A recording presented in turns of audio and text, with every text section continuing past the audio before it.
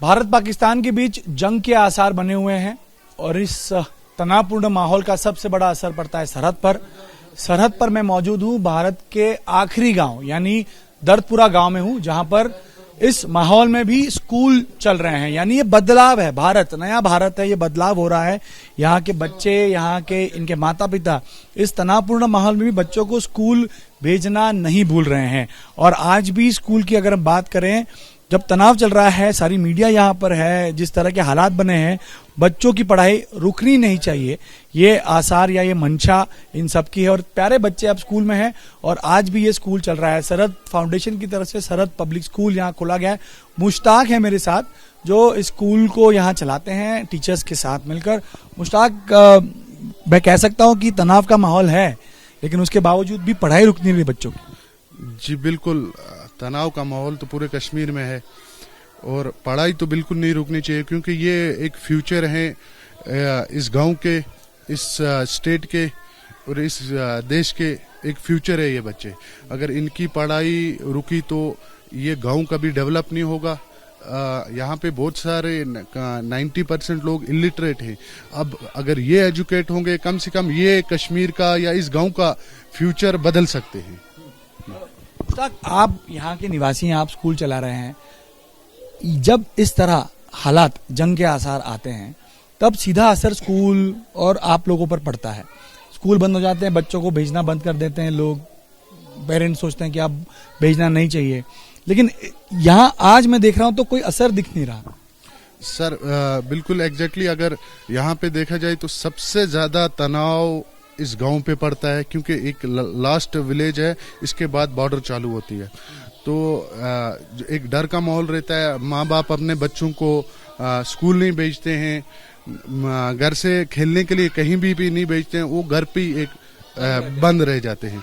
तो वो थोड़ा सा, एक तो अगर मेंटेलिटी बच्चे की उस तरह ग्रोथ नहीं करेगी तो वो बच्चा आगे कभी भी बढ़ेगा नहीं।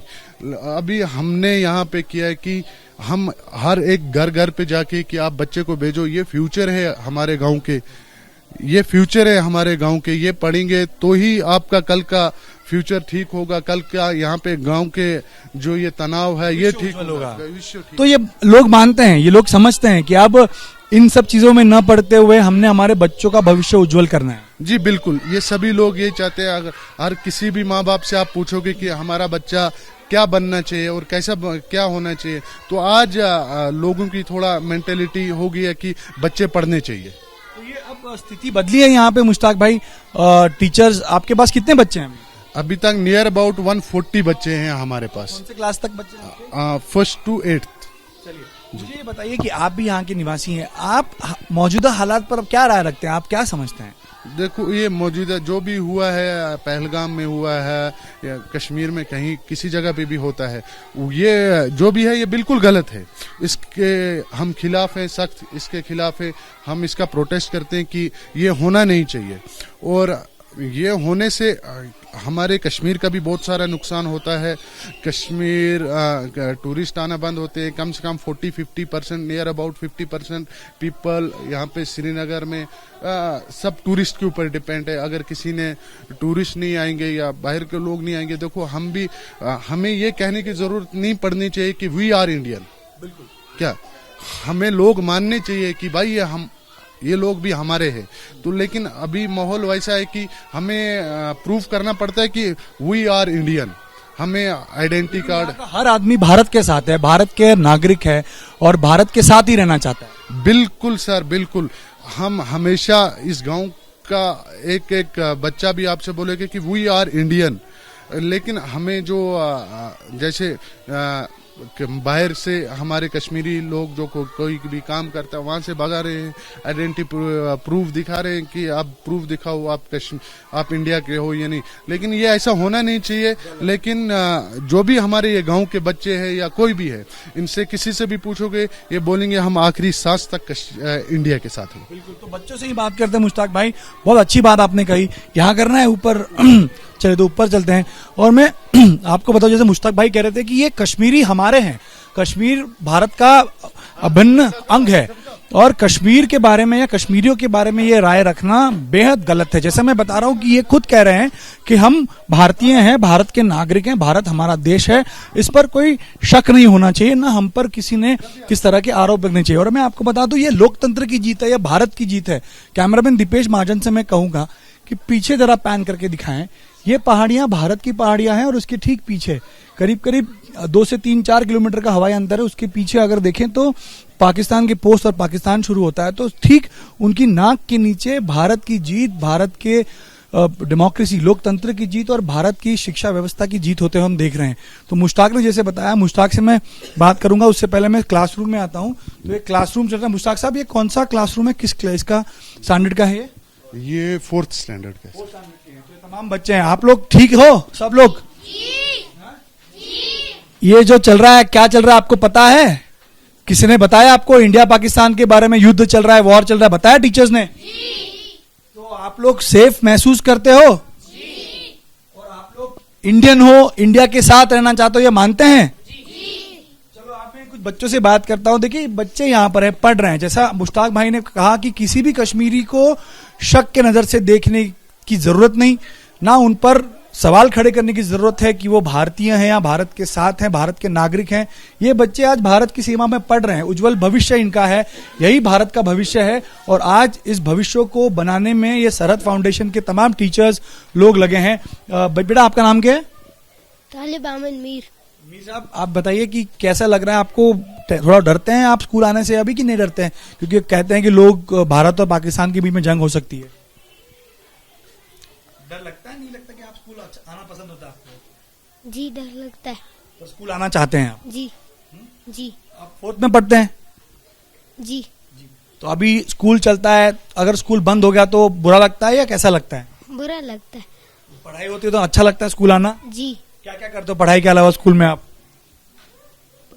पढ़ाई के अलावा, पढ़ाई के क्रिकेट खेलते हो, फुटबॉल खेलते हो? जी क्रिकेट। जी। कौन है आपका फेवरेट स्पोर्ट्समैन, क्रिकेटर कौन है? महेंद्र सिंह धोनी। धोनी है। धोनी तो रिटायर हो गया, अब कौन नया वाला आ रहा है? शुभमन गिल। शुभमन गिल। तो देखिए ये सारे क्रिकेटर्स, इनके प्यार की इंडियन क्रिकेटर्स की बात ये करते हैं। सारे बच्चे यहाँ पर हैं, प्यारे प्यारे बच्चे यहाँ पर हैं, पढ़ रहे हैं। ये हमारी जीत है, लोकतंत्र की जीत है। और इस माहौल में भी यहाँ पर ये स्कूल आना नहीं भूलते हैं, स्कूल आना चाहते हैं और स्कूल आकर पढ़ना चाहते हैं, क्योंकि इन्हें अपना भविष्य संवारना है, एक भारत को कहीं उस मुकाम पर ले जाना है जो सबसे बड़ा देश या डेवलप देश के नाम से न जाना जाए। मुश्ताक साहब, आप ये बच्चे हैं, इनको आप पता तो है, कह रहे हैं कि क्या हो रहा है, डरते हैं कहते हैं, लेकिन स्कूल आना चाहते हैं कहते हैं। तो इनके माता पिताओं को आप कैसे बताते हैं कि आप भेजिए स्कूल बच्चों को, डरिए मत? जी बिल्कुल, इनके माता पिता के बहुत समझाना पड़ता है कि आप भेजो, क्योंकि ये कल का इस गांव के फ्यूचर ये हैं, इस गांव के, इस देश के फ्यूचर ये हैं। अगर ये पढ़ेंगे तब जाके हालात सुधरेंगे। शायद से वो हालात नहीं रहेंगे कि जिस हालात से आज हम फेस कर रहे हैं यहाँ पे। इसलिए हम बच्चे घर घर जाके बच्चों को हम बोलते हैं कि आप आओ स्कूल पढ़ो, ताकि कल का फ्यूचर आपका ठीक हो। हमें बोलने की बात में जरूरत ना पड़े कि आप स्कूल में आओ, ये आप खुद ब खुद आ जाओ। जी। तो मुश्ताक साहब, मैं कोई टीचर्स से बात करना चाहूंगा, वो क्या समझते हैं, वो क्या बात करते हैं। कोई टीचर होंगे तो उनसे मैं बात करना चाहूंगा कि क्या वो समझते हैं। आप टीचर हैं सर यहाँ पे, बच्चों को आप किस तरह तैयार करते हैं, पढ़ाते हैं? क्योंकि जैसा ये तो छोटे बच्चे हैं, आम इंसान, आम कश्मीरी भी आज डरा हुआ है। आप तो सरहद पर रहते हैं, जी, जी, जी। सबसे पहली बार आप पर गिरती है, जी, जी। आपको फेस करना पड़ता है। ऐसी स्थिति में लोग घर में बंकर बनाकर रहते हैं, लेकिन इनको आप स्कूल में पढ़ा रहे हैं। बच्चे क्या समझते हैं, आप क्या समझते हैं? जी, हमें तो थोड़ी मेहनत करनी पड़ती है, बच्चों को समझाना पड़ता है, घर घर जाके मतलब थोड़ा सा इनको काउंसलिंग करनी पड़ती है कि आप अपने बच्चों को स्कूल भेजिए। तो उसके बाद जो बच्चे हैं उन्हें भी हम यहाँ समझाते हैं कि कोई टेंशन वाली बात नहीं है, तो आप तालीम हासिल कीजिए। आप कल का जो फ्यूचर आपका वो अच्छा होना चाहिए, आपको पैनिक होने की कोई जरूरत नहीं है। जंग के आसार हुए तो यहाँ शेलिंग वेलिंग होती होगी, तो घरों तक पहुँचती है, गोलियां पहुँचती? जी जी, शेलिंग की आवाज आती है और थोड़ा मतलब बच्चे जो हैं वो भी घबराते हैं, तो घबराने की बात भी है। तो पिछले साल कुछ शेलिंग यहाँ हुई थी, जिससे मतलब घरों के शीशे जो थे वो भी टूट गए थे। तो बच्चे जो हैं वो पैनिक हो जाते हैं और थोड़ा मतलब हार्ट अटैक होने का भी खतरा रहता है इस सूरत में। आप बच्चों को ट्रेन करते हैं सर आज के हालात के लिए कि खुद की सेफ्टी कैसी रखनी है, खुद को कैसे बचाना है, अगर जंग के आसार हालात हुए तो कहाँ रहना है, कहाँ पहुंचना है, कहाँ कैसे अपने आप को सेफ रखना है, इसकी भी तालीम दी जाती है? जी बिल्कुल एग्जैक्टली सर, इनका दिन का एक क्लास वैसा रखते हैं हम, ताकि हम उनको काउंसल कर सके कि अगर ऐसे आसार आए तो उसके लिए हम क्या करें, क्या प्रिपरेशन में रहे, हम घर वालों को क्या बोलें। ये छोटे बच्चे हैं अभी, इनसे ज़्यादा हम पेरेंट्स से बात करते हैं कि आप ये सिचुएशन पे क्या सिचुएशन पे, कौन सी सिचुएशन पे कैसे करें, तब जाके ये अगर बच्चे भी स्कूल में आते हैं पेरेंट्स की वजह से आते हैं। तो मेन मसला ये मोस्टली हमारे यहाँ पे जो लोग हैं नियर अबाउट आर्मी के पोर्टर्स हैं, जो इनके पेरेंट्स भी हैं वो आर्मी के पोर्टर्स हैं, कुल्ली का काम करते हैं सर। नियर अबाउट दर्दपुरा के मोस्टली जो इनके पेरेंट्स हैं बच्चों के इंडियन आर्मी से जुड़े हुए, तो वो भी इस वक्त बॉर्डर पे ही हैं। आपके सारे फैमिली के लोग बॉर्डर पे हैं? टीचर बता रहे थे, इनको मालूम नहीं होगा। ठीक, तो मैं कह रहा हूं कि आप लोग अभी पढ़ाई करेंगे अच्छे से? और पढ़ के क्या बनेंगे आप लोग? इंडियन आर्मी बनोगे? सारे लोग इंडियन आर्मी में जाएंगे। और इंडियन आर्मी में कौन से पोस्ट के लिए करोगे? आरआर में जाओगे, कमांडो बनोगे, अफसर बनोगे, क्या बनोगे? कमांडो बनेंगे। तो आप देख सकते हैं इन बच्चों का हौसला कितना बुलंद है। जैसे मुश्ताक भाई बता रहे थे कि इन बच्चों के माता पिता भी या पिताजी इनके ज्यादा तौर पर पोर्टर का, कुली का काम करते हैं इंडियन आर्मी के साथ में, क्योंकि सरहद पर हैं, जो सामान ले जाना पड़ता है उसमें इन्हीं के पिताजी या इनके घर वाले काम करते। तो ये भी एक उम्मीद यही रखता है कि पढ़कर बड़े होकर इंडियन आर्मी को ज्वाइन करो, देश की सेवा करो। तो ये सरहद का स्कूल है, सरहद पर इस प्रकार ये हौसले बुलंद लोगों के। और मैं आपको बता दूं कि जैसे मैंने बताया कि पाकिस्तान ठीक सामने है, उनकी नाक के नीचे हम हमारे लोकतंत्र की जीत दिखा रहे हैं, इन बच्चों का भविष्य उज्जवल कर रहे हैं। और हम भी यही चाहते हैं कि इन सीमाओं पर अमन शांति रहे, ताकि ये बच्चे पढ़ सकें और अपने आप को इस मुकाम तक पहुंचाएं, इस काबिल बना सके कि वो देश की भी सेवा करें।